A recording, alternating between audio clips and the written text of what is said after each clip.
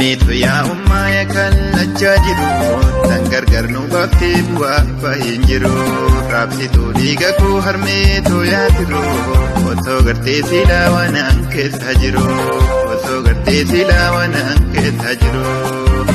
Harmeetu yaa ummaa yakallachaa jiru tan gargar nu baaftee bu'aa bahin jiru raabsituu dhiiga koo harmeetu yaa jiru osoo gartee silaa wanaan keessa jiru osoo gartee silaa wanaan keessa jiru.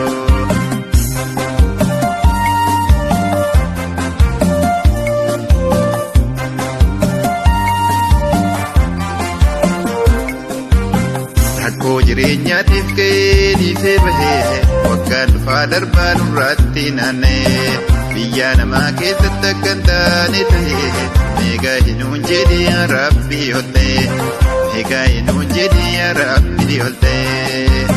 Harmeetu yaa ummaa yakallachaa jiru tan gargar nu baaftee bu'aa bahin jiru raabsituu dhiiga koo harmeetu yaa jiru osoo gartee silaa wanaan keessa jiru osoo gartee silaa wanaan keessa jiru.